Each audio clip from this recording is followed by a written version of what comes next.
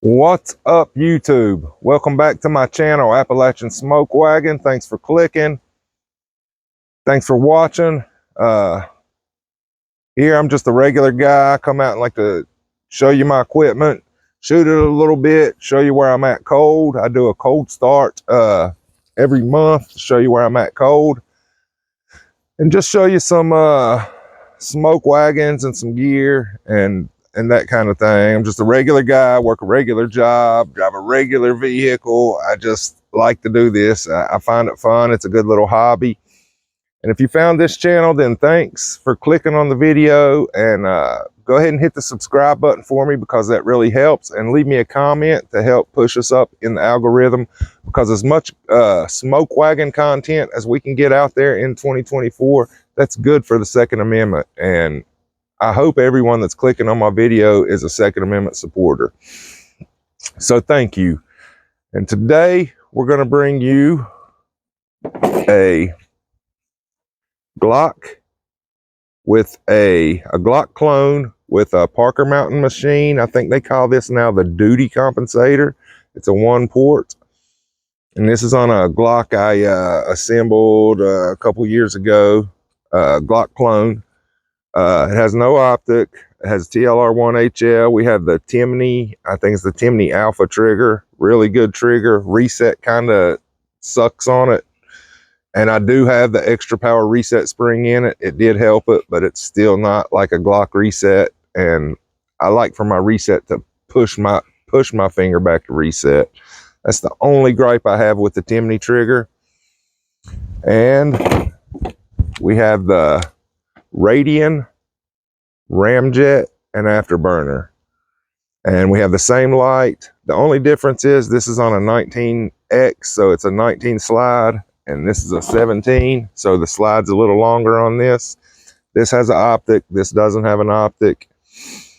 They both have good triggers. We're not going to be shooting groups to see how accurate they are or anything. We're just going to kind of be comparing the recoil, which one kind of helps the recoil as much. I like both of them, to be honest, but I haven't shot them side by side for a long time, so we're going to do it here on camera, and you're going to get my reaction. So let's get that underway. We're going to be shooting 124 grain ammo in both, and I'll try to get you some close-ups. We will shoot the Parker Mountain machine duty comp first. We have 124 grain. It's a mix of blazer brass, cellular and billet, and some Winchester. It's all 124 grain. All right, the Parker Mountain machine, single port. I think they call it the duty comp on a Glock Clone 17. We'll do a couple double taps. Here we go.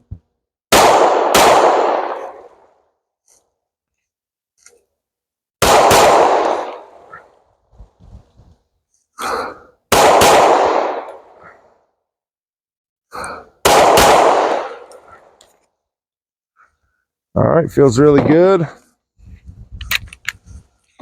It's definitely not as punchy as a stock 17. Make sure my mic is still working. Yep. It kind of reduces the up and puts it more of a back push, if that makes any sense. So we will shoot the ramjet, Radian ramjet afterburner combo now, and back to back, and see what we got. Are we ready? Oh boy, I dipped that. I got used to that Timney Alpha trigger. This trigger is obviously a little heavier than that, because I do carry this gun, so I don't like to carry with a super light trigger. Did you see that? We're not going to take that out. That's going to stay in. All right, here we go. Uh-oh. You had a light primer strike. I think that's the first malfunction I've ever had with this. I hope I don't have a broke firing pin or something. We'll see. Let's try to strike it again.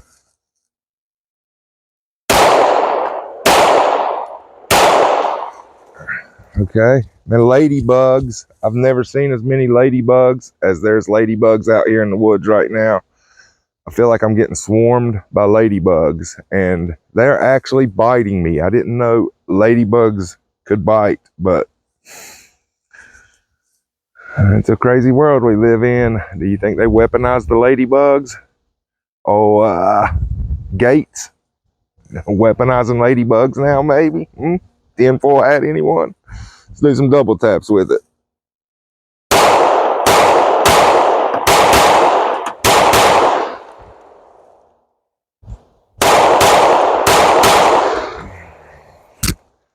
Dot never leaves the window. This one is definitely more of a pushback.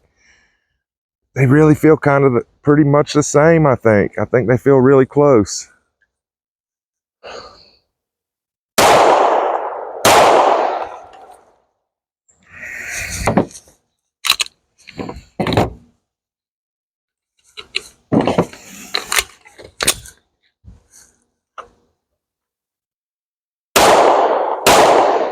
This one's a little more recoil with the Parker Mountain machine, I think. I think if I had to pick a winner, which I don't like doing versus, but I think if I had to pick a winner, I'd take the Radian ramjet. Both good compensators. Now, to get this one to run, I did have to go down like 3 or 4 spring weights. I can't remember. But I would buy, I think, now don't quote me on this. I think the factory Glock is a 17-pound recoil spring, I think. I think I had to drop to like 13 or 11. I can't remember. So don't quote me on those numbers. But I know I had to buy like 4 different springs until I got this to run reliably. And I didn't even see where this was ejecting. Let's shoot it a couple more times. I'll show you guys the ejection pattern. This is a safe direction. It's into a bank right there. So let's see where we're ejecting at.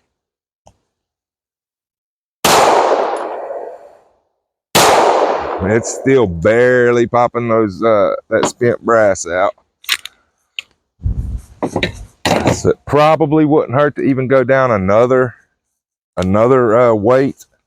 See where this one's recoiling or spitting out casings at.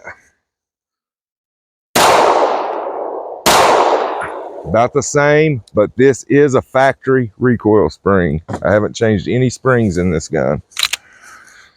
I like to keep, I will change a trigger with a carry gun. I've been carrying the Glock Performance trigger for quite some time now.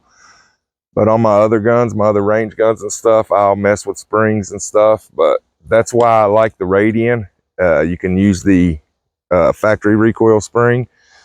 Now they do make a spring they call a compressor. I think it's supposed to go with the Radian ramjet.